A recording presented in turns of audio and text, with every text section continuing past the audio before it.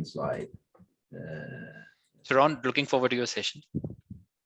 I may drop off in between, but I'll definitely, would go through some initial part. Sounds good. Don't forget to share the link to the GitHub in the chat. Sure, we'll do that. Perfect. Thank you so much, Mohit. Have a nice evening. I guess it's like bedtime. Yeah. So see you, Magnus. Yeah. Bye. Yeah. Thank you. Bye-bye. So I'm guessing now it's noon in Texas, right? It is. Yeah. You have all day in front of you. See if I can share my screen. Yes, I think I need to stop sharing first. Let me do it. Okay. See if I have my a lot of windows open here. I see the screen.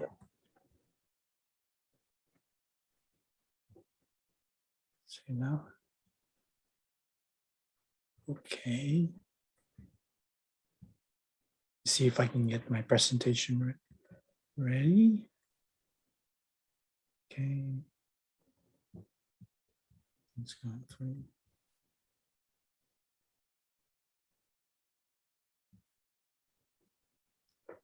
Perfect. Oh. Okay, let me reshare the other screen. This might be better. Okay.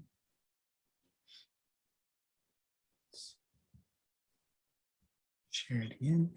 Oh.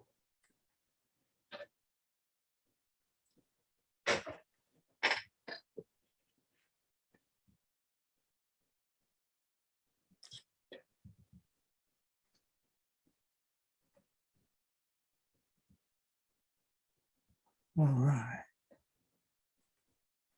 Yes.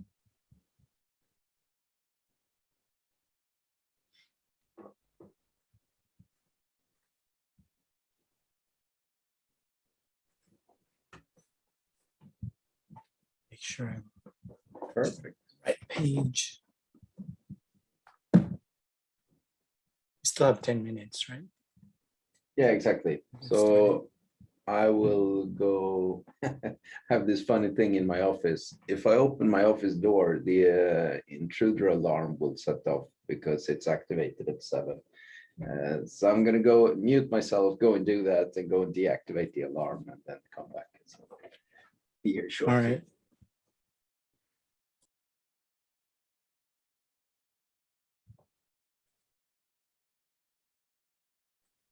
Get things going.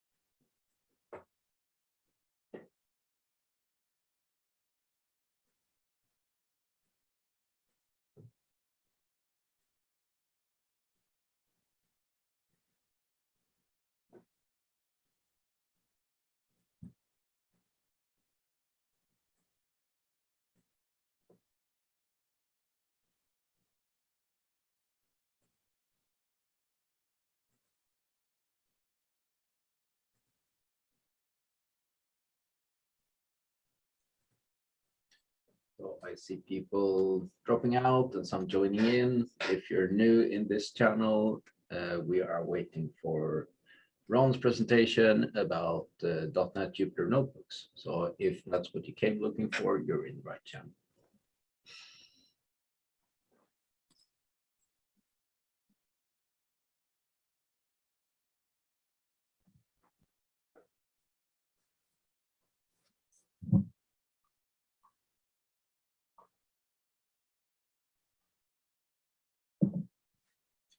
So is the GroupBy conference held every year? Say It's twice a year, actually. twice So, a year.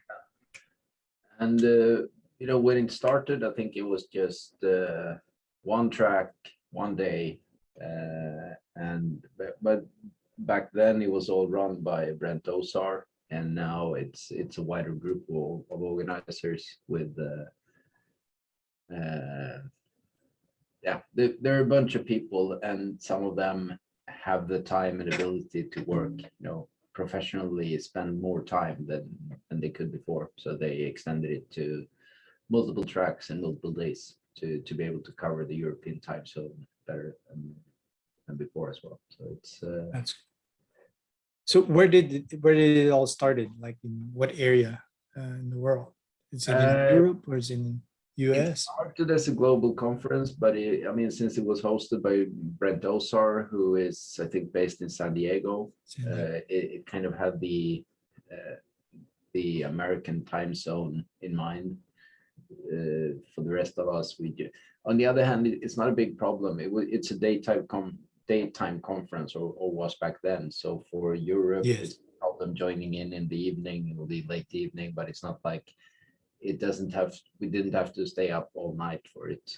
That's And it was kind of innovative when it started, because we didn't have online conferences. Now we do. That's all. yeah, just pretty much a lot of conferences now are online. Yeah, but I still like the GroupBy concept, and it's a lot of people who like me moderate a couple of sessions, and I've spoken at previous runnings of GroupBy, and it's I think it has kind of a nice casual feeling to it. So, and I just hope they don't add more tracks, because I think 2 is, well, it's enough at least. So, because otherwise it'll be too much of keeping schedules and so on, and time slots. Now it's okay if someone wants to do a 50 minutes presentation, that's okay. If someone wants to go 89 and a half, that works too. So that is true. And the good thing about it also, you have the Americas and then the Europe conference, so you have more audience that you can, for us here, we can still connect the Europe side. We miss it the same day. So it's easier to, to be able to connect. Yeah, and I think it's also good. I kind of like the idea that the community is voting on which sessions to select. It could sometimes have a bad impact on diversity, but I think it's been pretty okay, the results of it. So it's also up to the community to promote and vote for speakers to promote diversity as well, I think. So. Yeah, I like that. Yeah, and it's a big thing. It's something. When I started going to data conferences not too long ago, but let's say 10, 12 years ago was my first like big SQL Server conference. That was not a thing. You had like not many people said anything about an all white male speaker list. It happened, and it was how most conferences were not too long ago. So I think a lot has happened in the data community and in the IT community as a whole. So we still have a couple of miles to go, but we're getting there, I think. Yeah, it's more diverse, and also online kind of opens up a lot more in terms of not just speakers, but also, the other day I was speaking at, I think this Friday I'm going to be speaking at one of the conferences in India. Yeah. So they have an Azure community conference there, and so there are actually different speakers that's going through that too. So they're becoming more diverse, not just Indian speakers at that conference, but it's more diverse, and it's good. Yeah, and I think it's, I mean, I'm not going to say the pandemic in itself was good, of course, because that would be stupid. But I mean, some of the effects it has had. My favorite talks is when I can speak to a group of 10 people. So I've done presentation for user groups in, Florida, Ohio. I would not be able to travel there to do that and kind of sit in a room, but with a Teams meeting, you can have, everyone can have their mic on and just ask questions as they like, because it's such a small group. And I really like that, it's a nice atmosphere. So. Yeah, I agree. I like speaking at user groups because of the interaction, because it's easy to ask questions, and because the audience too, they kind of know each other in the same neighborhood or same area, so they can actually help each other, and at the same time, not be asking more questions as it progress. It's more of discussion than like a full-fledged presentation, like in a conference. That's really I helpful. said to Daniel before with the first session that I was moderating came on, that my longest 60-minute session, and he started laughing, but it was between 90 and 100 minutes in the end.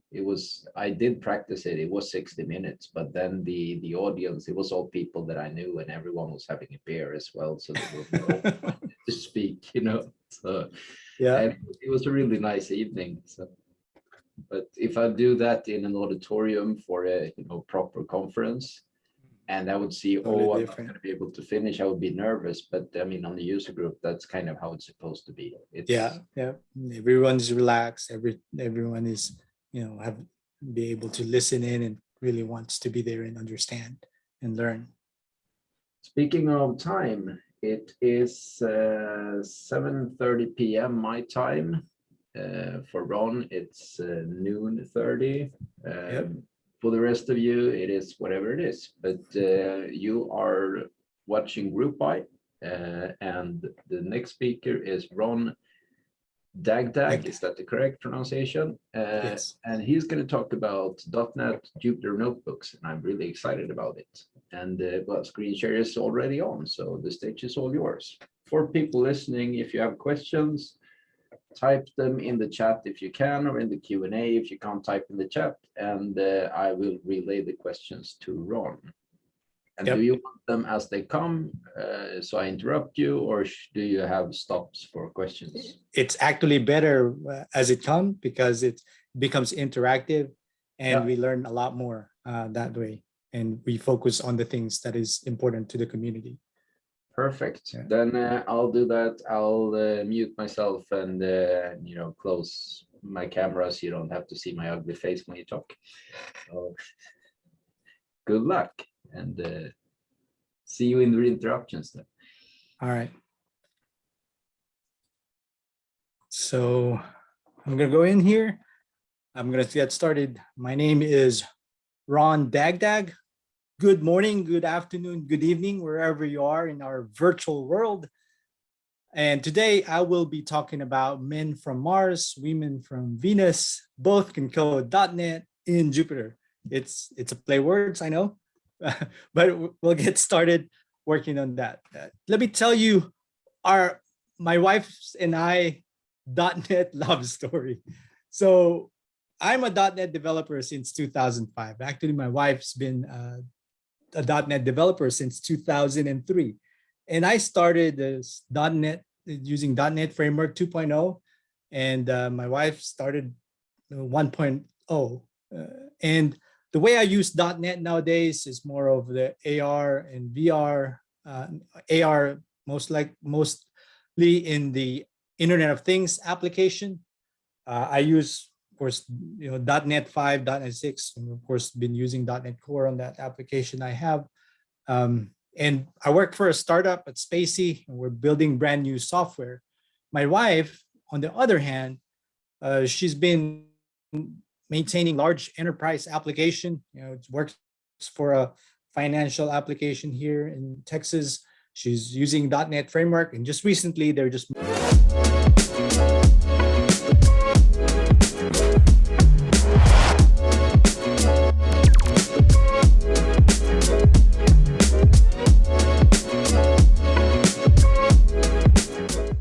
moving their items to the cloud. But of course, that migration from .NET framework and doing that stuff is what they were kind of working on. But they make software that makes money and all that. So both of us were both in the .NET space. We've learned a lot about C#, and a lot of SQL and that. And then of course, even though we both live in the same .NET solar system, right? But we feel like we live in two different worlds because the .NET framework and of course the new .NET lately. And then we kept on hearing these other worlds out there. And then of course the world of most of you most likely are familiar with the world of data science or Jupyter or some of those Pythonistas out there that specialize. Of course they're real because they have a mug. They're really Pythonistas out there that specialize just doing a lot of the data science and mostly in Python. And so of course as a .NET developer, I kept on searching and kind of understand like how do I get into that field or try to understand that area of the data science side. And of course today our agenda, we're going to be talking about what is Jupyter. And then of course I'll be talking about what is .NET Interactive and what is .NET Jupyter Notebooks. And I will do a demo here with the Raspberry Pi and we'll get some takeaways from there. Okay, let's get started, and hopefully our goal is to land in Jupyter somewhere, right? Okay, so what is Project Jupyter? Jupyter is an open source web application since 2015. It's specifically made for to have live code, some equations, some visualizations. It's specifically for data science and the scientific computing, right? The word Jupyter is actually a coin between the few kernels that it had when it first started. It's Julia, Python, and R, and it used to be called IPython Notebooks, and it's released under a BSD license. So then what is .NET Interactive? .NET Interactive allows you to be able to run .NET in Jupyter, Interact, or Visual Studio Code. The whole goal of .NET Interactive is to be able to share code. It's more for the exploration of data and be able to write and learn across your apps. So if you typically where we would use Jupyter Notebooks is whenever we're doing one good use case for it is when you're doing presentations and I'll show you that how I'm using Jupyter Notebooks and how I'm using it with .NET Interactive. So what is .NET in Jupyter Notebooks? It allows us to have just the kernels, not just necessarily for Python and R, but also C#, which is .NET and F#, and also PowerShell. So I'm going to do a demo of the C# side, but also show you some of the PowerShell side, how we can use this, and also if on the Data Studio, be able to show you different kernels that is actually there too, including the SQL side. There is what we call magic commands. Magic commands, like in this, it would show you a list of commands that you can run inside Jupyter Notebook. PocketView allows you to be able to display HTML as part of your as part of the notebook. So be able to, like in this case, have the XPlot library. It brings the XPlot library so that we'll be able to print text or HTML or create charts using that. So I'll do a little bit of demo how to create charts in .NET in Jupyter. The easiest way that I know to get, of course, notebooks, right, is through Azure Data Studio, where you can actually have notebooks inside Azure Data Studio. If you're not familiar with it or you haven't tried it before, it is actually on GitHub. It has the .NET Interactive kernel that you can have C#, F#, or PowerShell too. So let me show you a little bit what that looks like. Maybe it'll make sense. So right here, I did install Azure Data Studio, and I can actually go to File, and when you say New Notebooks right here, and notice how you can have multiple kernels that allows you to have not just Python or Spark, but allows you to have PowerShell and SQL together with this, and then you'll be able to connect. See if I'll be able to connect to your database this way, and do that. Notice how it's saying kernel when it changes kernel. Let me explain a little bit what's happening in the background so that we can understand how to run this application. But by default, when you install Azure Data Studio, you can actually create your notebooks, and you can actually plug in your SQL statements there, and then be able to get the results right in the same file or same document, and then be able to share it with others. The good thing about it is when you share it with another person, they see the results of what was last time it was run. So I'll do a demo of that one, so we'll see it. Also, you can run Jupyter Notebooks now on Visual Studio Code. So you can, there's a .NET Interactive Notebook extension that allows you to be able to run, if you see a Python notebook that has a C# kernel, Visual Studio Code would actually prompt you, hey, do you want to install this extension? And then it would have that capability. And there's also a .NET Interactive Notebook, which is a file extension .dib. And typically, I just use Jupyter Notebooks. I haven't really played with the .NET Interactive Notebook as much. Let me show you a sample of that and what that looks like right here. So there are two things that you would need as the extension in Visual Studio in order to get this going.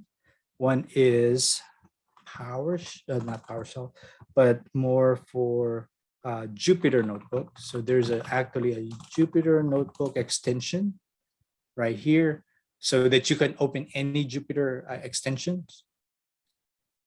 And then you need .NET Interactive in order to open this .NET Interactive Notebooks. And it's currently in preview to do this. Okay, so those are the two tools that we would need in order to run it in Visual Studio Code. All right, any questions so far? See any questions? None so far. Related to that? Okay.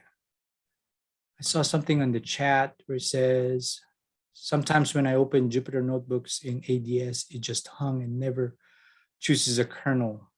Have I seen this issue? I have not seen this issue before, but typically restarting the Data Studio would sometimes fix that, or sometimes I had to switch to a different kernel. Sometimes I would, whenever I have problems with it, I would switch to a Python kernel and then switch it back. And I'll show you what's happening in the background. And there's also a way to be able to kill the kernel. I don't know if in Data Studio, if it's automatic or not, but I know in Jupyter, you can do that and be able to restart the kernel in the background, running in the background, just in case it gets hung. Okay, so if I can add to that, when the notebooks was a new feature, when Azure Data Studio was a bit new as well, it was more buggy, it crashed a lot, but I think it's a lot more stable now with the whole notebook functionality. I agree. and of course, it's open source. So if anyone sees a bug and be able to figure out what's going on, they typically have fixed. So that's the reason why sometimes getting the latest version of the Data Studio would actually improve that and fix the bug. But here's what's happening in the background, really. This .NET Interactive, however, it's running.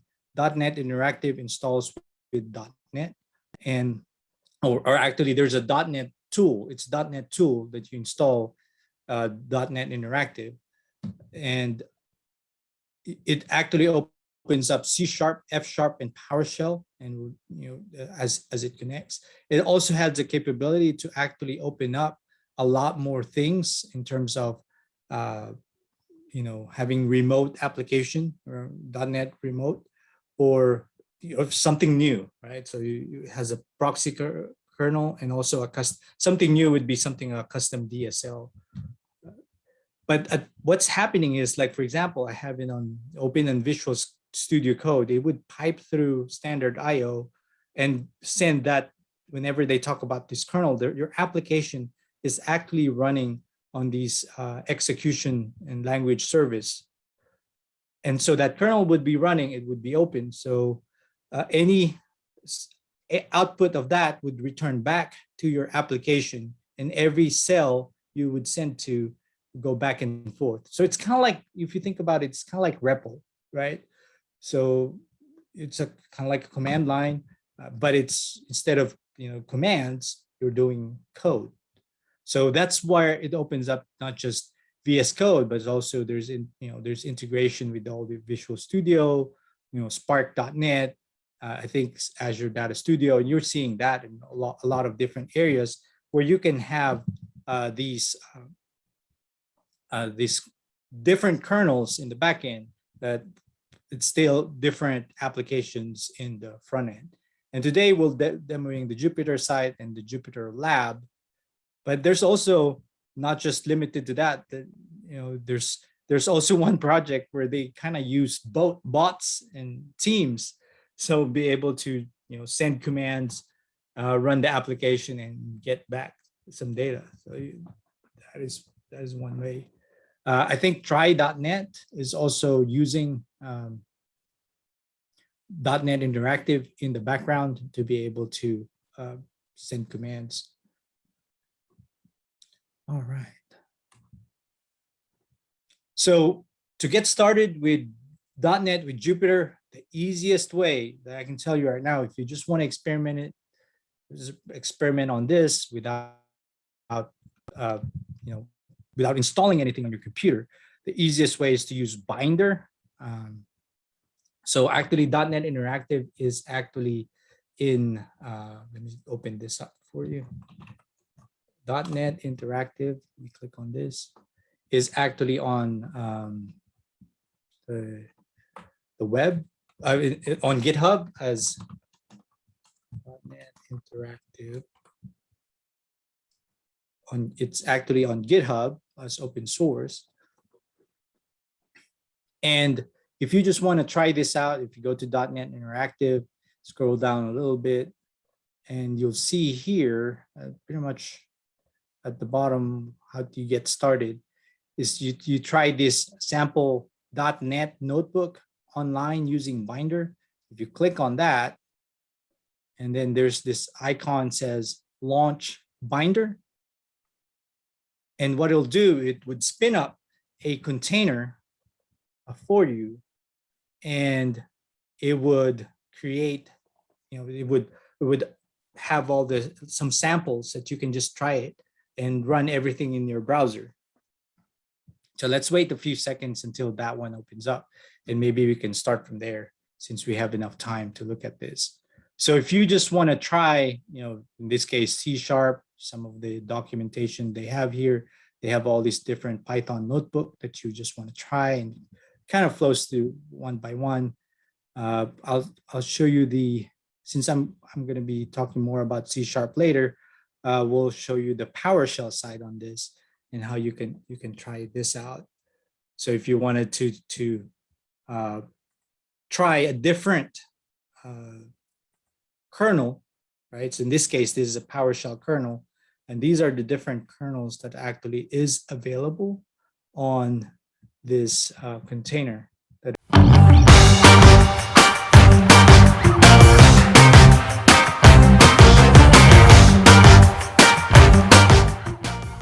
Is running in the cloud at Binder. So, so of course, C# application would use the C# kernel.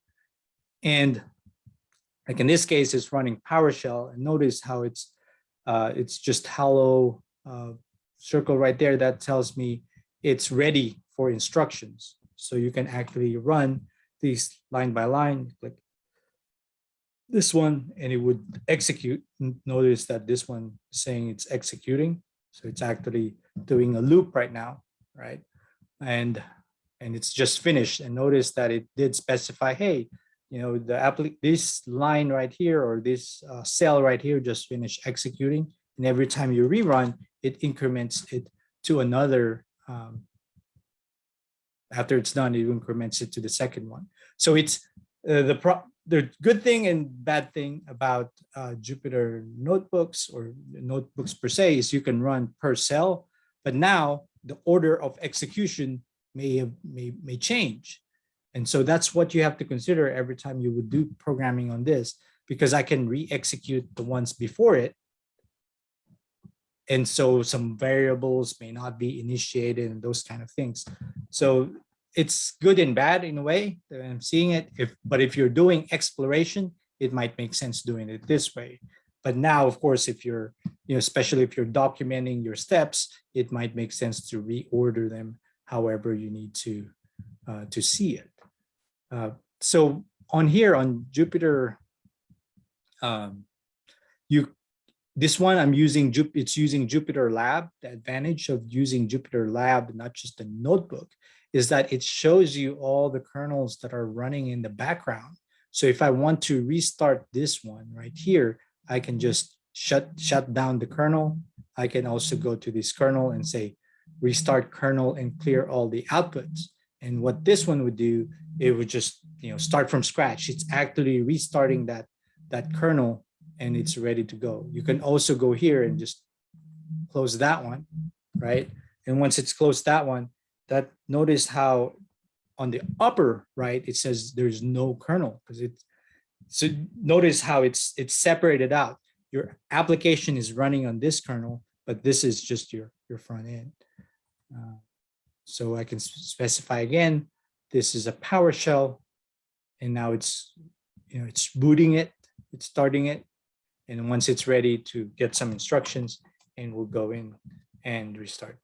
So of course, this container, after like few minutes of not being used, it doesn't cost you anything because it's running in the container, but it would reboot. So if you have to save some of your application or however you write this, you can just, of course, download them. You can download the file locally to rerun and those kind of things. You can download them. You can upload the file here. But this is temporary. So what this one is good for is if, let's say, if there's a new version of C# and that you want to try out and want to experiment and try the new commands and those kind of things. It might be, if there's a tutorial out there that you can open a Python notebook, it might make sense to be able to open it up and run it this way. Notice how it has markdown. So your documentation in a way just to explain what's going on. So this is a markdown. You specify that cell when you create a new cell right here. You specify, okay, this is going to be a markdown or code. And if it's a markdown, like in this case, now it would, render it as a markdown. And of course, if you specify as code, it would run that code with it as it flows through each one. What else? Of course, you can always, we talked about restarting the kernel, shutting down all the kernels. You can do that. You can run each cell, or you can specify, hey, run all the cells. So in this case, I can say run all the cells. It would just execute and give me the results. as it flows through, and I can just watch it. And then once it's done, it gives me all that the output below it. So the code right there, and then what is below. Okay, so I think that kind of covers pretty much all the things that we can do with Jupyter Notebook right there. Let's go back to the presentation. So getting started, the easiest way is using Binder without installing anything in your machine. You can actually install locally in your computer .NET Interactive. And if you go to GitHub, there's instructions on how you can install it locally in your machine. At the end of the day, what it's doing, it is actually, of course, you have to have .NET 6 or .NET 5.0 installed, and then .NET tools to be able to do that. Let me see if I can open up that link. It does not open up here. So this one right here gives you the instructions. So once you have .NET 5 SDK, it allows you to be able to install, right? The important part is the Microsoft .NET Interactive, and as it does that, and then you link it to your Jupyter. So you still have to have Jupyter installed, right? So you have to have the easiest way to install Jupyter is through Anaconda, and then be able to do this as in your command line. This is how you know the Jupyter kernel spec list. Like in this case, there's only one kernel that is available, and you can have multiple kernels once you connect it, the .NET Interactive to Jupyter, and now you'll have .NET C#, F#, PowerShell, and Python 3.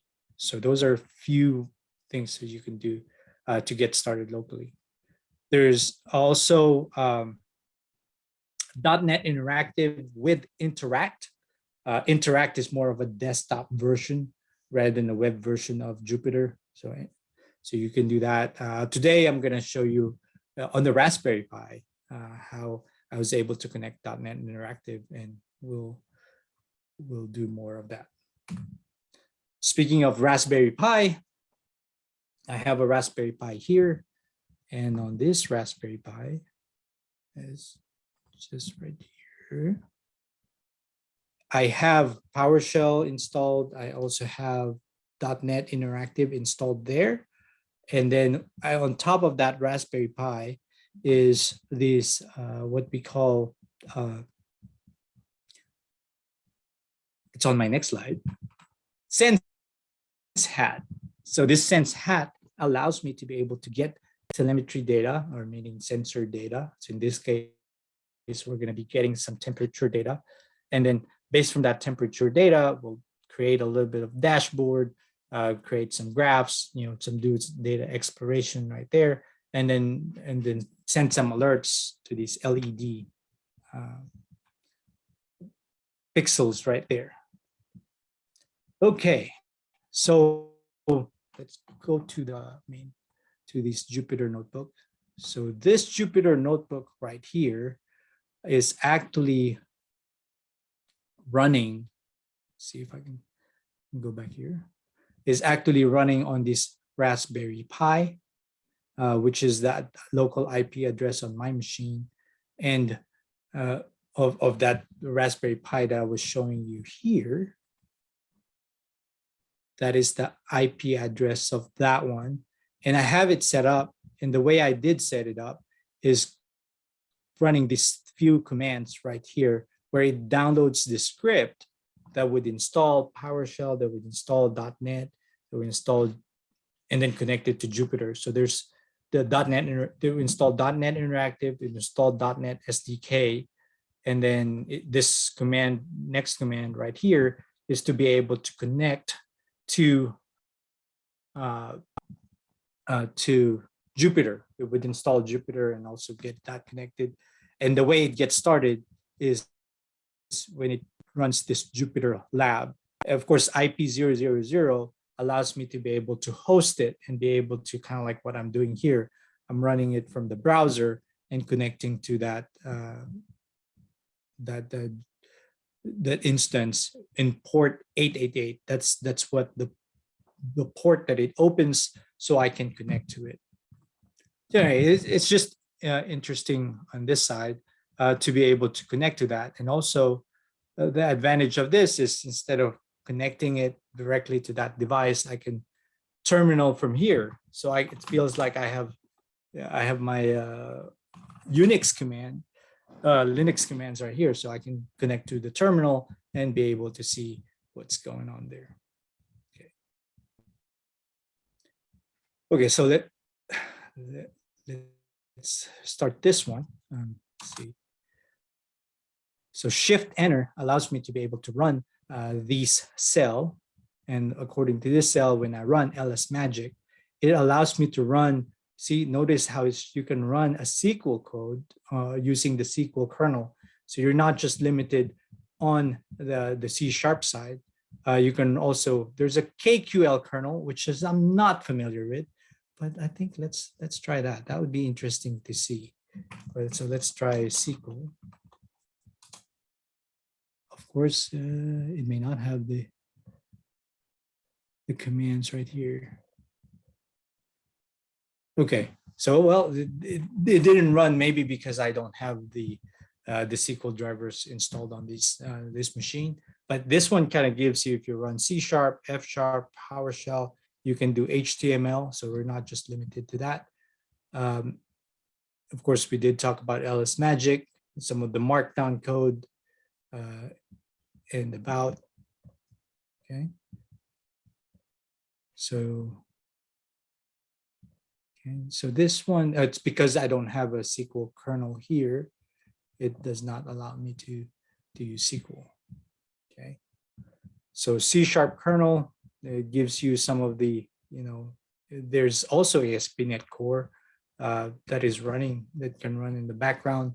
F#, PowerShell, like I said.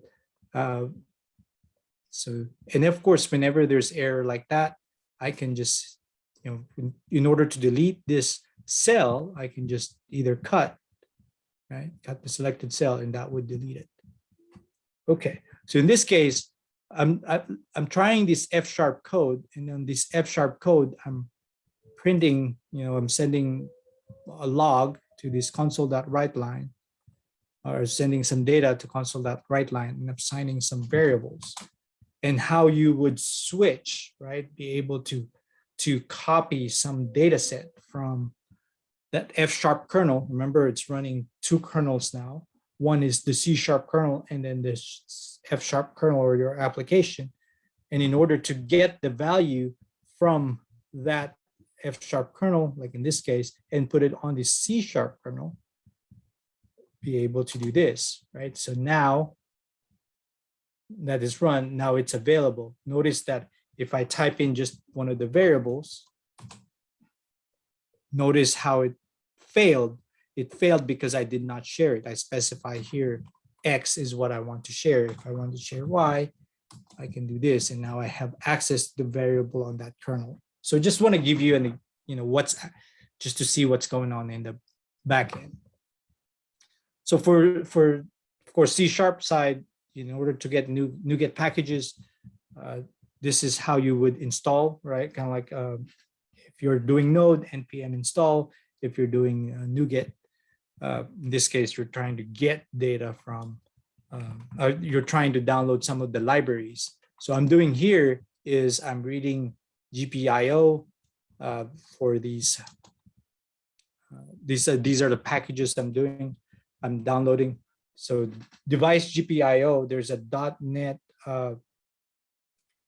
GPI, there's .NET IoT to be able to read data from my Raspberry Pi from the sensor and be able to connect to that and read some sensor data. So that's what I'm doing here. So I installed the NuGet packages. Based from that NuGet packages, on this one, what I'm doing here is, if you want to get the link to the source code or information that I'm showing here today, you can actually go to this GitHub link, and I'll post that on the chat right now. But what this one is kind of showing you is it allowing me to be able to create HTML span tag that has an aref, right? And points to that.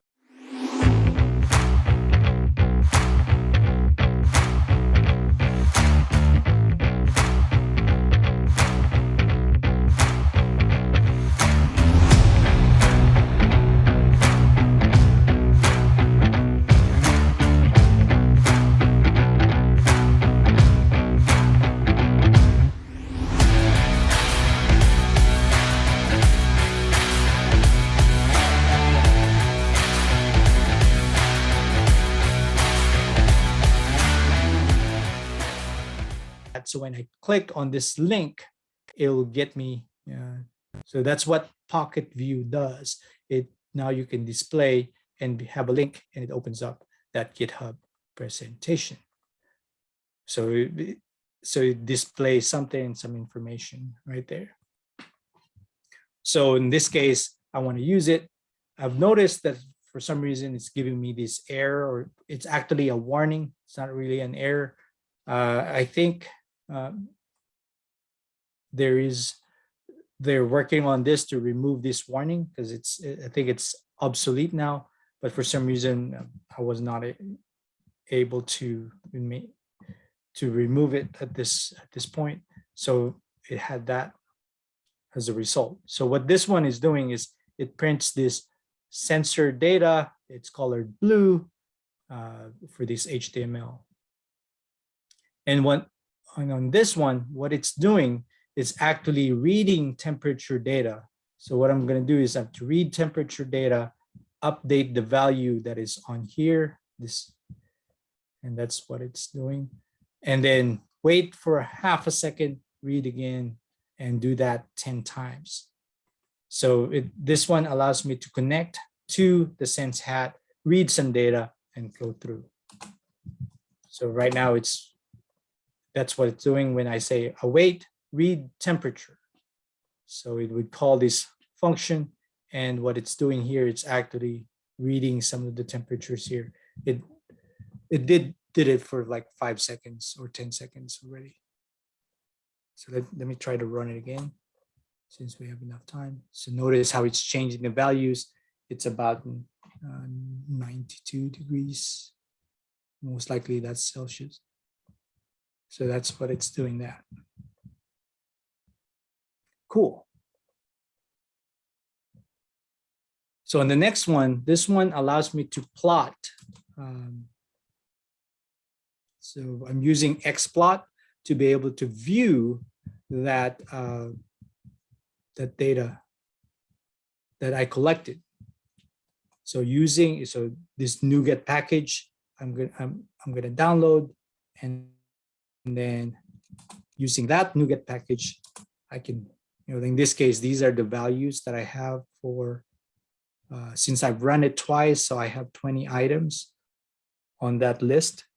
And these are the items on my list. And I would like to open a scatter plot and be able to specify what is my X value and my Y value. In this case, this is my temperature list. I'm specifying an index, and then whatever the values that is on that, what I specified here. So what I did was to say, give me all the values on that temperature list, and create a new list anyway. And then create a scatter plot. And then once we have that scatter plot, we can display it. And there you go. So you see how I was able to create a chart. If you think about it and how we were doing it before in C#, is that, we have to create the forms, or however we want to display this chart. This one allows me to be able to print the chart with just using few libraries based from the data that I collected from these sensors. Of course, I can zoom in and kind of understand what the data is doing, those kind of things. But it just makes it easier. Okay, and you can download the image. You can zoom out with your data. It already has some few exploration data that I have here. Cool. All right, so in this next one, I would like to add to the list, but make it asynchronous stream. Asynchronous stream allows me to be able to read the temperature data. In this case, I'm using the Fahrenheit, read it, but as I receive it, yield it back, meaning spit out as I receive it. So even though it's a for loop, it's a for loop with a yield return. So I'll show you how you would use this. So Shift Enter to run. Like in this case, I'm downloading now is this Microsoft.data.analysis, and be able to get some of these NuGet packages using this Microsoft data analysis. What this one does and what this one can do is for me to be able to create data frames. Data frames, it's kind of like in Python, how you would do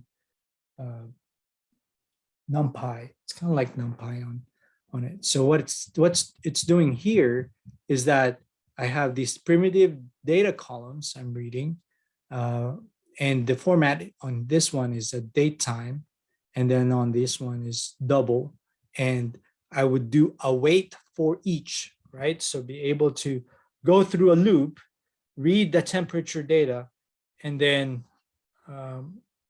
as it receives it, append it to me this column, date times and Fahrenheit column. And as I receive that one, and pick it again, and let's do this 15 times. And that's what it's doing. Of course, this one displays it too as I receive it. So let's try that. So counting as I receive the data, it displays, notice it's every second, and then it would append it to date times and Fahrenheit based on that. Cool. So let us finish that. Okay, now that it's done, because this is the value right there, it has the value. Now I would like to create a new data frame.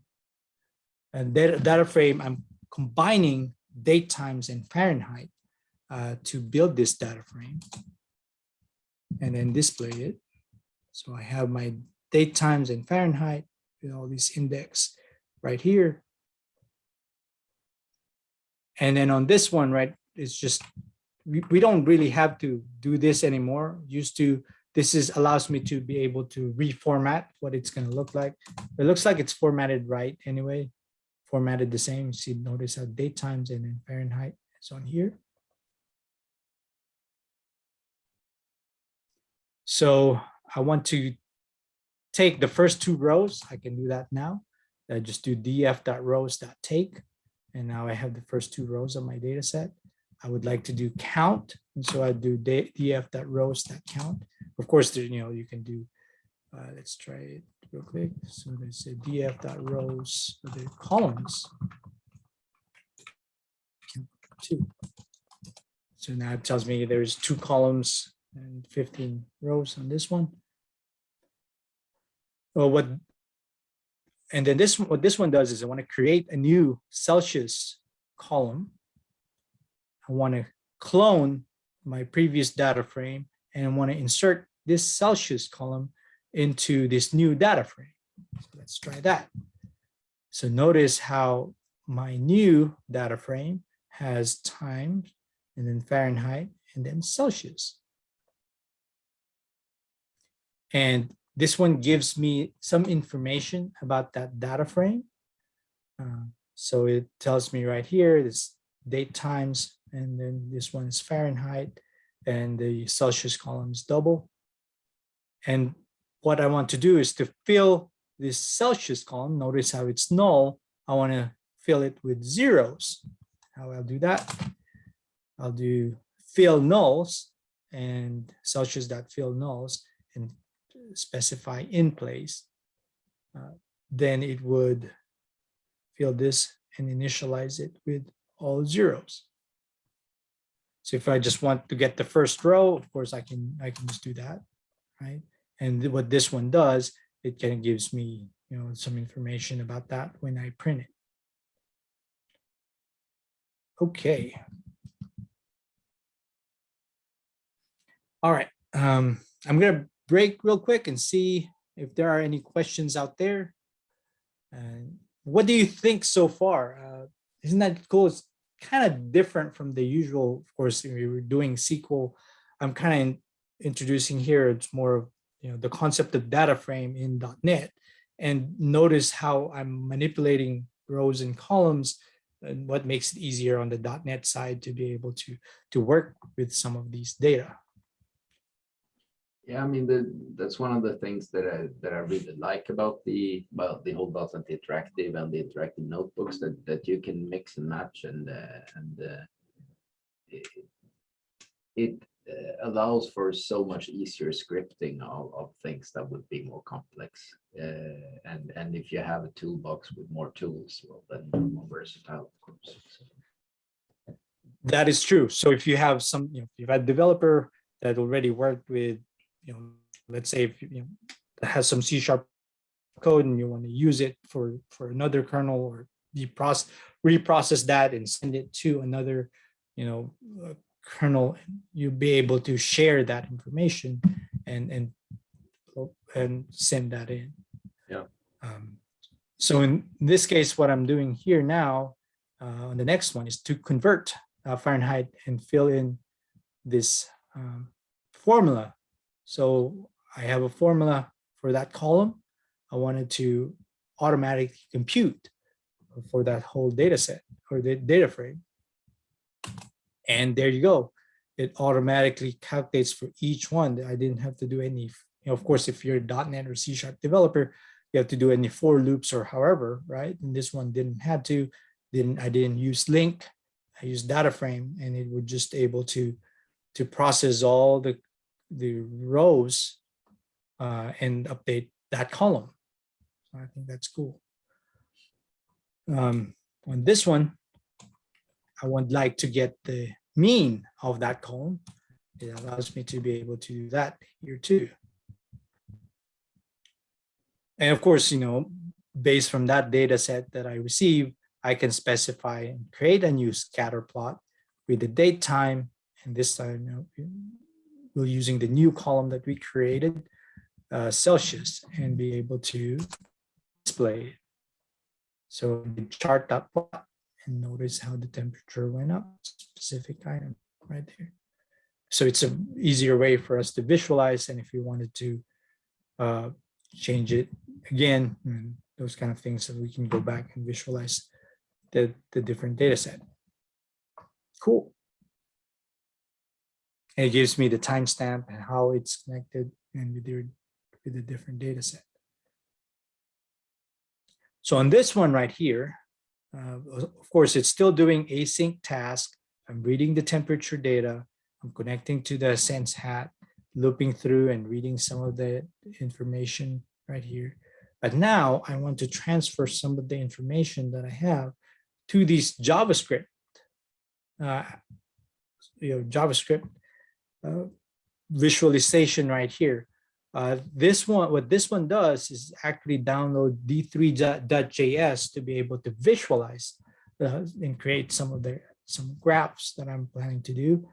And what this one does is it actually, as it reads data from my C# application, would display it and be able to create graphs as it receives it, builds the data set. So that's what I'm doing here. And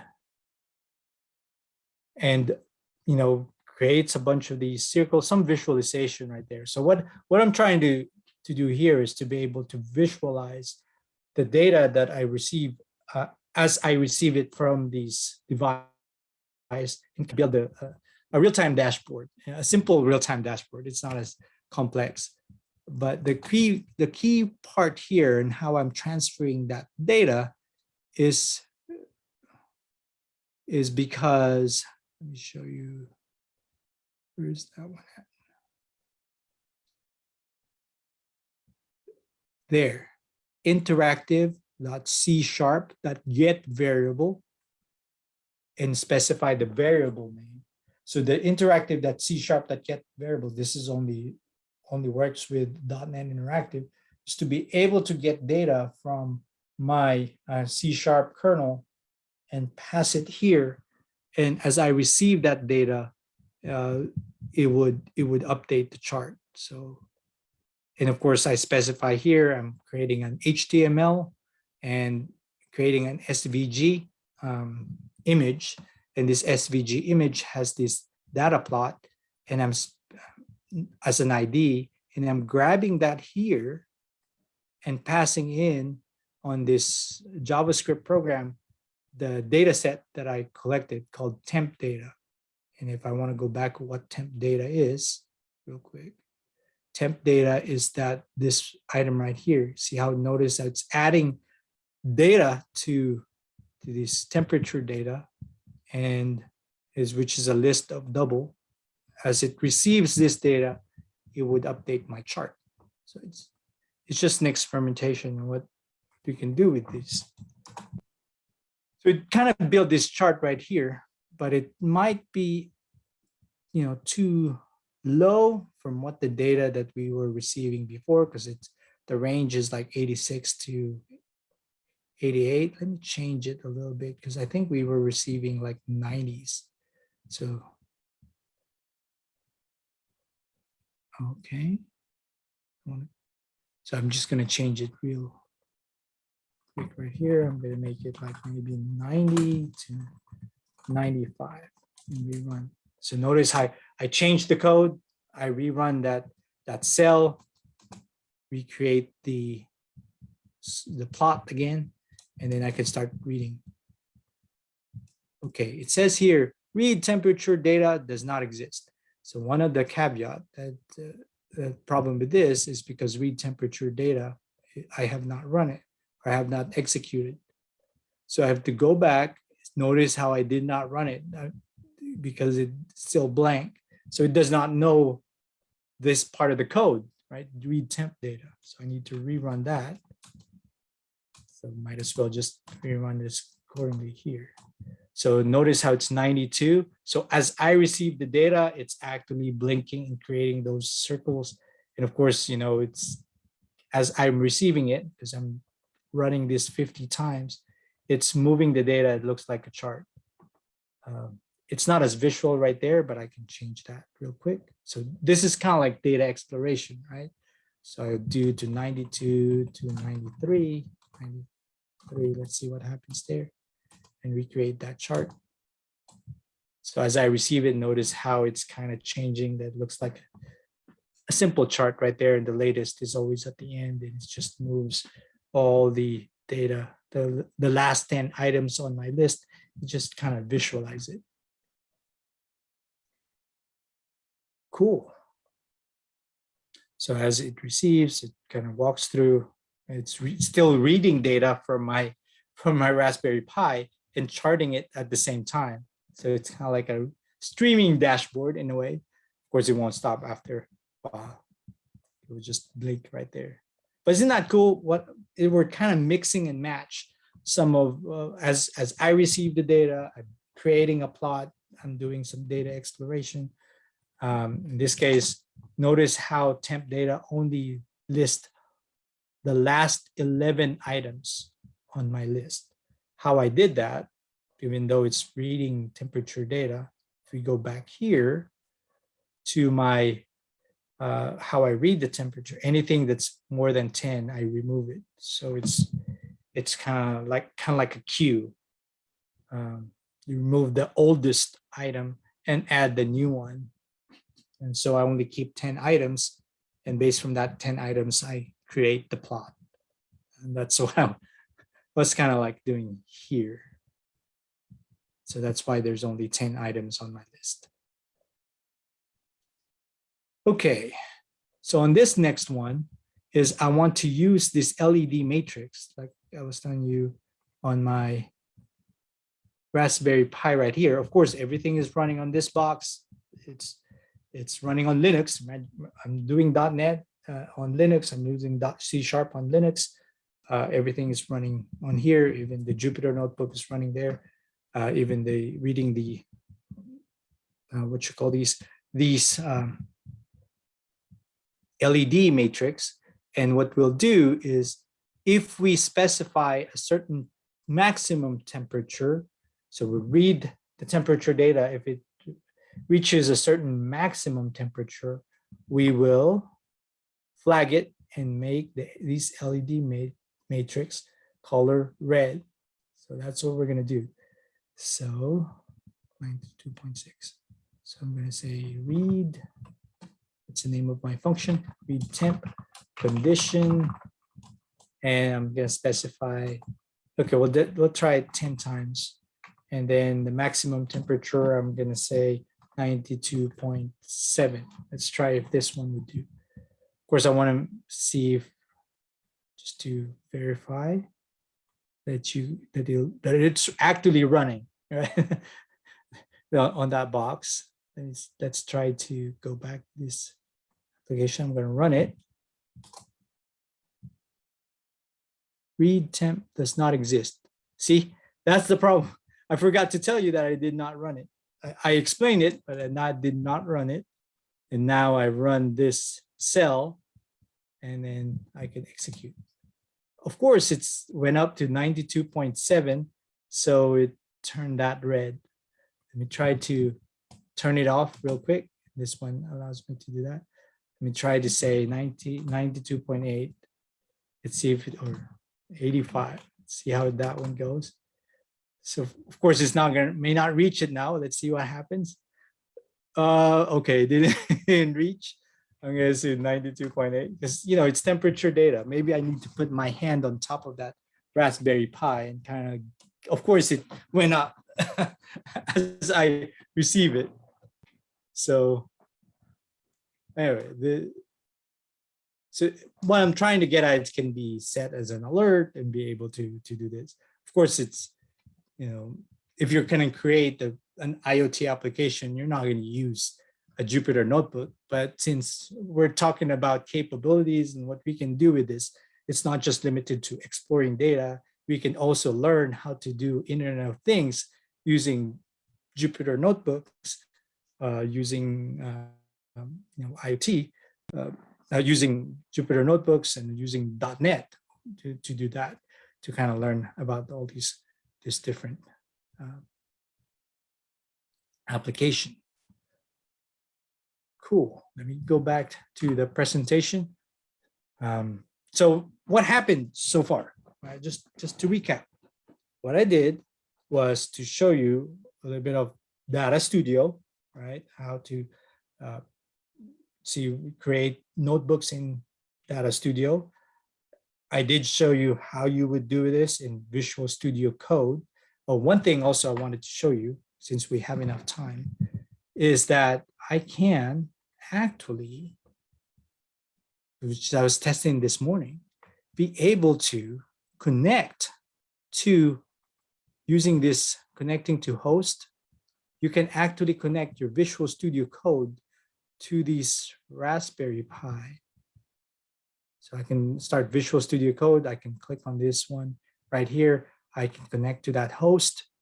And after I put the IP address and be able to get to that extension, I can connect to my Raspberry Pi and kind of run the same Jupyter Notebook. Since I have all the Jupyter Notebook running locally, what I'm doing is I'm connecting Visual Studio Code, even though my backend or the device is actually running in Raspberry Pi separate. So Visual Studio Code is running locally on my machine.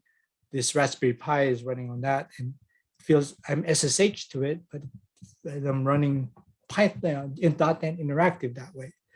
So I thought it's very interesting.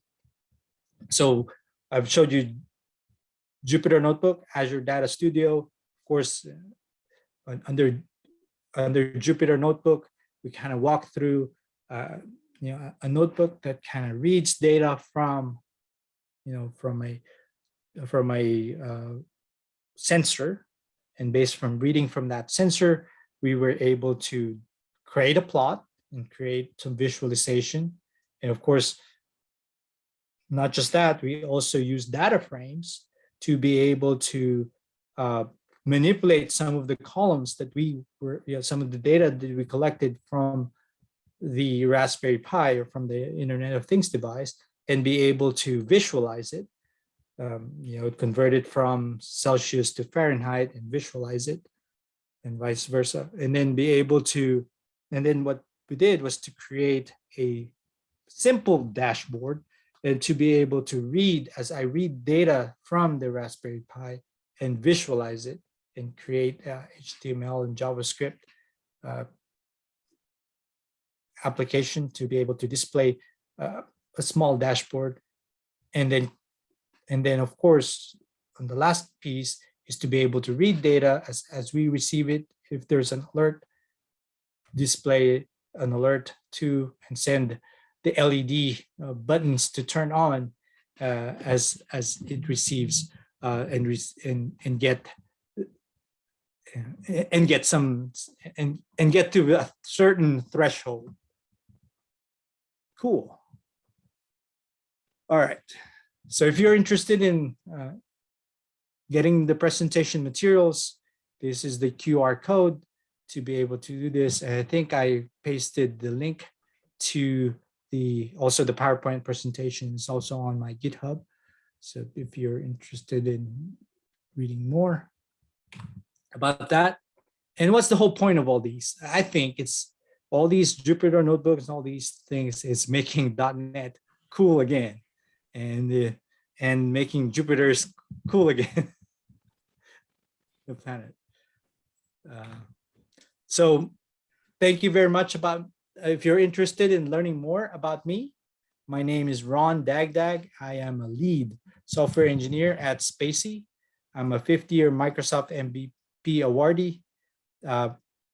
The best way to contact me is through Twitter or LinkedIn. I would appreciate if you can give me some feedback about not just in presentation, to improve my presentation skills, and also I appreciate it, you spending time with me talking about the Jupyter Notebooks, talking about .NET Interactive, talking about Visual Studio Code, Data Studio, Raspberry Pi, and all these different things. And hopefully we landed on Mars. Not on Mars, but on Jupiter because of that. Thank you very much. Any questions? None yet. So people, if you have any questions, just type them in chat, and Ron will talk about them. I like that you're using a Raspberry Pi, and it's sometimes I think about, this is going to make me sound a bit old, but when I started with computers, we got a Commodore 64, and I started learning to program, and it cost a fortune to buy it. You couldn't do much with it, but it still, sparked me joy to work with it. And now you can have like Raspberry Pi the size that you can put in your pocket, and you have compute power, which we couldn't dream of it. Even my first PC, which cost me a whole month of working, getting my salary, buying my PC, it's crap compared to what you can put into a Raspberry Pi right now. And I see people who build Kubernetes clusters on Raspberry Pis, and it works. And it's so cool, and it also opens up so many possibilities. Like the Internet of Things is so real. Yeah, it's actually a good way to kind of learn. Like what I wanted to show here on this presentation is to kind of like, okay, well, data is everywhere. We can collect data different areas, right? What we're doing here is we're collecting data from this small device and getting some manipulation and kind of be able to kind of create dashboards, but at the same time, have fun with it. Kind of experiment on it. It's more of the exploration side. And that's what these tools are made for. Is you're exploring, you're not actually creating, not necessarily production data, right? Your production, if you're gonna do a production, you're not gonna use Jupyter Notebooks, right? Maybe it's for data exploration or explaining to someone how it works. That's what it's really made for. Even the ones on, the Data Studio and how you would run your SQL statements, right? You run your SQL statements and it visualizes it or be able to display it in one page. And then the power of that is I can share it with anyone and see the results without them running it. It kind of gives them an idea what's going on, right? Before they even run and spend time with manipulating the data or working on with it. So I think that's the power of it too. Of course, go ahead. I think it's also kind of cool when I do a lot of support to developers. I'm supposed to be DBA, but it's kind of an infrastructure everything kind of job. So it's nice to be able to just send a notebook to developers that I prepared, which will collect information from their computers for me to see how does their config differ from mine, and I can just compare it. So just instead of sitting an hour after hour and asking them to run commands, I'll send the notebook, ask them to save it and send it back to me, and it saves time. So for that, it's as a support engineer kind of thing, it's really useful as well, I think. Yeah, it's kind of like a recorder, right? Instead of watching a video, or screenshots or something, send me screenshots. You can like, okay, well, we're talking about data, try to run these commands, give me the results, send it to me, that kind of thing. And it just gives you all that information. It's a really good use case for it, especially for support. That's right. Yeah. And I mean, some things, if you want to do, let's say you open Visual Studio Code, you download some extensions and you start playing with the .NET Interactive Notebooks and you try to do, I guess a lot of folks on this conference, they want to run SQL in their .NET Interactive, and they want to run some PowerShell. It will take you half an hour or so to configure it because you might need another version of a NuGet package or something. So yes, just live with the initial configuration. Once you get it to run, it's going to be fun to play with. So yes. I think there is a question on the chat. is there a way to check the moisture on the floor with Raspberry Pi? That's a good question. Yeah, that is a good question. If you actually, there's different sensors that you can plug in. On this one that I'm using, it's called the Sense Hat. It may not have that sensor to be able to detect the moisture. It has a few capabilities on it. But if you go to .NET Interactive on GitHub, not .NET Interactive, .NET IoT, .NET IoT. See if I can share that. So this .NET IoT, you'll be able to find some of the device bindings that they have here. So that would kind of give you what sensors you can do if you're a .NET developer. So that would give you, if you're talking about accelerometer, in this case, we're doing, most likely barometers, what need altimeters. If it's moisture, let's see if they have moisture. Yeah, this one right there. But anyway, all these different sensors that you can use. So it's just knowing which sensor you're gonna incorporate to your Raspberry Pi and how to read with it. Most likely they may have libraries already ready for you to just call and be able to integrate with. So anyway, at least gives you all the different ones. So I'm gonna copy this and paste this on the chat. And so if you're interested in see if there's things you can do. But speaking of SQL, I was just talking, since we're talking about SQL, there's actually a way you can run SQL at the edge now. So SQL at the edge, meaning on these Raspberry Pi devices, you can actually run SQL on a Dockerized container and be able to execute on these Raspberry Pi. And you would be able to connect to it just like anything else. And if you have, notebooks and all that too, be able to connect to the instance of the SQL Edge device right here.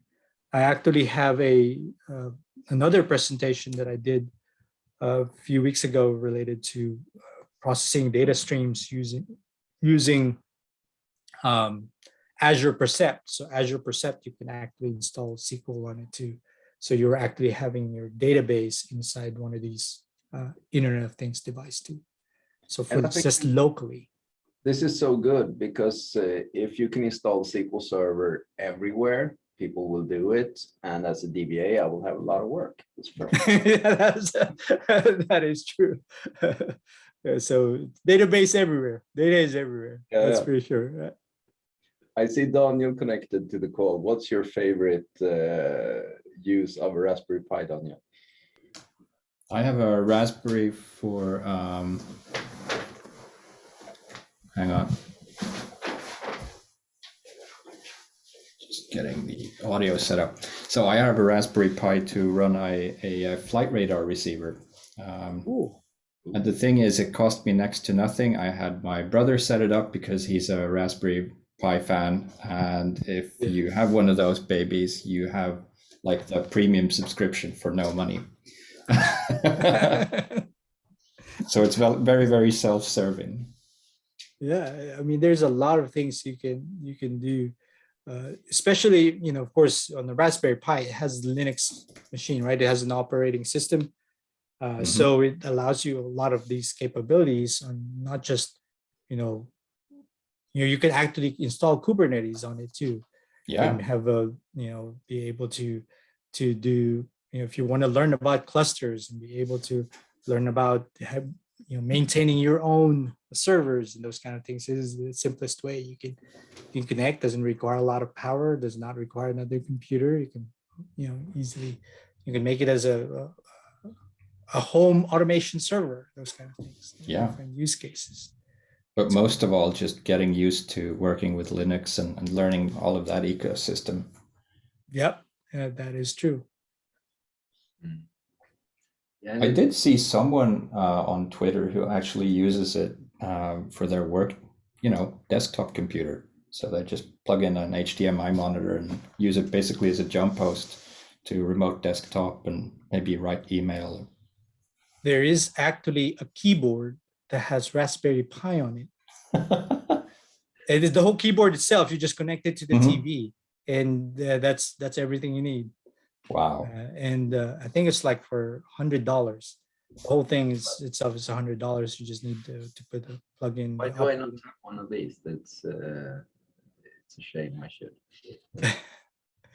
But if you're doing data exploration, might be a good utility, right? To start with, you can install SQL on it. It is capable enough because these machines are like, there's machines that you can buy for like, these machines have like capabilities of memories up to 8 gigabytes. So it's kind of like starting to be like a phone. Yeah. It has that capability. So you can actually do all your, data exploration there if you need to. And it has, of course, also you see a lot of ITsec people who put like Kali Linux or something on it and use it like a pen test device. They sneak in under people's desk and plug it into the network jack or something like that. I'm sure it does power over Ethernet as well if you really wanted to. Yeah, and I've seen it to where it can actually, disable pop-up blogs, pop-up messages or spam to the whole network. So you can actually set it up to your home network to make it as a DNS filter and all that. Yeah. I should have more spare time. That's the biggest takeaway of today, I think. I don't have enough time to play. It's a shame, really. True. But then again, when you have time, or at least just talking for myself, when I have time, I don't get to play with this stuff because it's not important enough.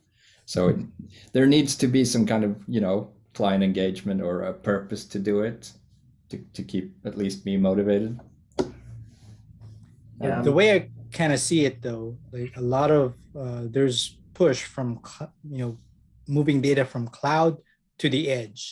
And when we started talking about edge devices, we started talking about, not just, sample of Raspberry Pi, but these low power devices that is out there that may have their own local database to be able to do their local processing instead of sending everything to the cloud. So I think the next phase of computing, it always goes back and forth, right? So I remember back in the day where you have your, Linux machine or VAX machine, where you have your dumb terminal versus, the big server. And then we went to the PCs, where the PCs are your terminal, and then you have your local servers and those kind of things. And of course, it's going back and forth from client to server, server to client. So then this iteration is for sending data to the cloud, which is sending data to the server. Now it's more and more, okay, well, let's move some of that data to the client and do some local processing, those kind of things. Yeah, but I think this was so smart from Microsoft side. If they want people to use SQL Server everywhere, which I agree is a really good idea, then the implementation of SQL Server from Linux was kind of the door opener for everything of this, because the footprint of a Windows installed SQL Server instance, it will eat up all those 8 gigabytes or whatever, but just the Linux operating system is so lightweight, and then the footprint of a SQL Server installation on Linux, I think it's 300 megabytes. Oh, so yeah, it's nothing. Which, I mean, having that said, 300 megabytes was a lot 10 years ago, but it's not now. Yeah. But also, if you think about it, as a DBA, if you're doing DBA work, now you're maintaining hundreds of SQL Server installation and all these different, let's say 100 Raspberry Pis. So it's a different skill set that you had to, that we have to kind of manage, and how to make sure that, because it's locally processing some of these data, right? Maybe it has its local tables, and now you have to think of how do you make sure that they're all in the same and they look the same, those kind of things. And automation has always been a thing, but you can't really work without it. I mean, of course, there are DBAs who work with one database. It has one really big table, and you need that too. That's kind of rare. And single table DBA. I have 200 developers, and they all want 4 instances of SQL Server to play with. Fix that. So I wouldn't do that with like next installation and then go in and manually configure it, of course.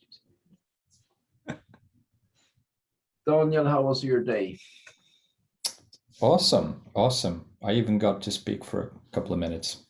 Yeah, so, I heard you. Yeah, I'm kind of cooked right now, but it's been an awesome day, and I've actually learned things both yesterday and today. That's good. Ron, when you answer in the chat, if you change to all panelists and attendees, then the attendees will actually see what you're typing. Oh, okay. That is true. I did not know that, but oh, that's right. No, and it's a bit funky that the default is all panelists, even if you're an attendee. Then you think you're typing to the group, and you're yeah, that's what I thought. But I can share the link to the GitHub to everyone. So. Okay, but this is the presentation link. Share it. Perfect. Cool. All right, I don't have anything else.